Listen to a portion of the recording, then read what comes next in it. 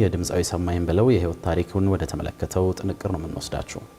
የድምፃዊ የዜማና ግጥም ደራሲ እንዲሁም ተዋናይ ሰማኸኝ በለው ሰሜ ባላገሩ ስርዓተ ቀብር በዛሬው ዕለት ተፈጽሟል።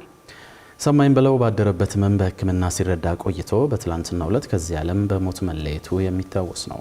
ድምፃዊ ሰማኸኝ በለው የተለያዩ ባህላዊና ሌሎች ይዘቶች ያሏቸው የሙዚቃ ስራዎችና ለአድማጭ ተመልካች ያደረሰ የጥበብ ሰው ነበር።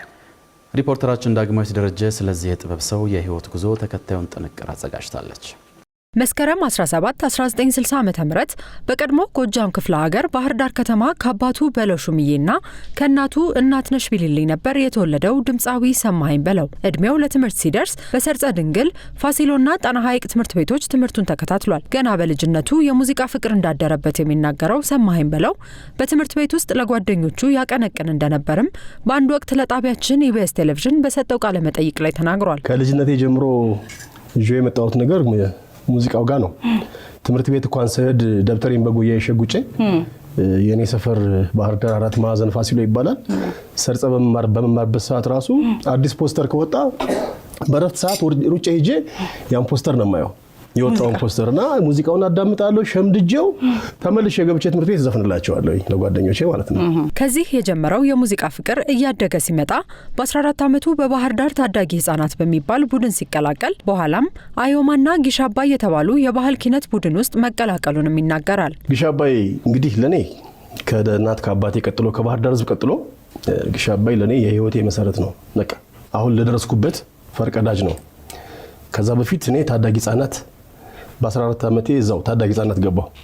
ኪነት ያኔ በደርግ ጊዜ ኪነት የሚባል ከታዳጊ ህጻናት በ14 ዓመቴ ገባሁ። ከዛ እንደገና በ17 ዓመቴ ደግሞ አዮማ የሚባል ኪነት አለ እዛው ባህር ዳር የአብዮታዊ ኢትዮጵያ ወጣቶች ማህበር ነው። የዛ ኪነት ነው። የዛ ኪነት ሁኜ በድምፃዊነት አገለግላለሁ። ከአዮማ ወጥተን ጊሻባይ ማስታወቂያ ወጣ። የጊሻባይ ማስታወቂያ ምን ይላል? በቃ በድምፃዊ በቲያትር በምን ይላልና በድምጽ ለምን አልሞክርም ያልኩና ገባሁ።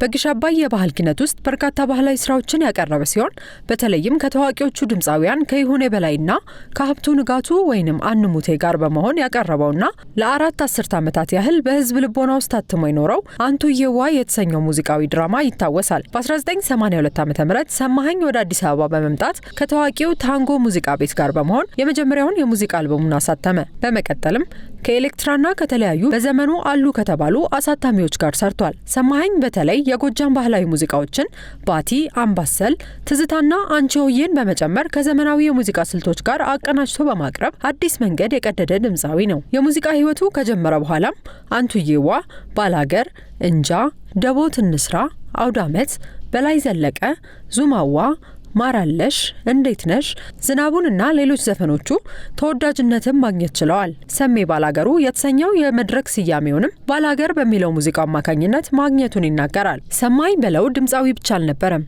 የግጥምና ዜማ እንዲሁም የቲያትር ደራሲና ተዋናይም የነበረ ሲሆን በአንድ ወቅት በብሔራዊ ቲያትር የባላገር ፍቅር በተሰኘ የመድረክ ቲያትር ላይ በመሪ ተዋናይነት ተሳትፏል።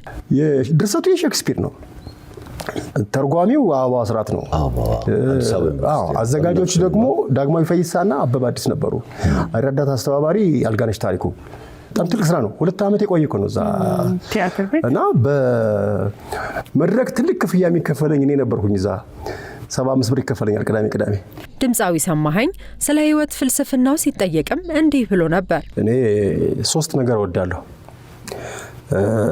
አገሬን እወዳለሁ፣ ትዳሬን እወዳለሁ፣ ስራዬን እወዳለሁ። እነዚህ 3 ነገሮች ለኔ በቃ የህይወት ፍልስፍናዬ ናቸው። ሰማኸኝ ከወላጅ እናቱ ጋር ጥብቅ ግንኙነት እንዳለው የሚናገር ሲሆን በእለት ተዕለት ውሎ ውስጥም እናቱ እንዳሉበት ይናገራል። የእናቴ ነገር አይሆንልኝም፣ እሷም የኔ ነገር አይሆንላትም። ጠዋት ከእንቅልፌ ስነሳ የመጀመሪያ ስራዬ ፈጣሪን አመስገኘ ስልኬን መነካው እናቴ ጋር ነው። ማታም እንደዛው ነው እና የእናቴና የኔ አታችመንት በጣም ትንሽ ከሌላው ይለያል።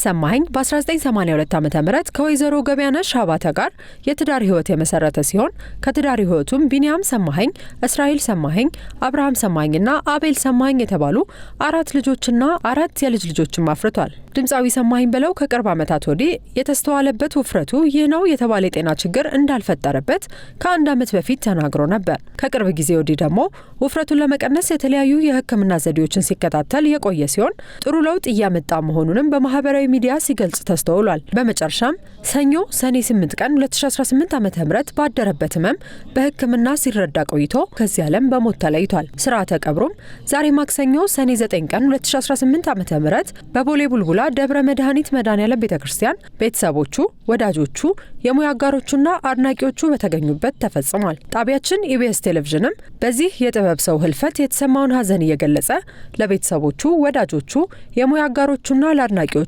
መጽናናትን ይመኛል።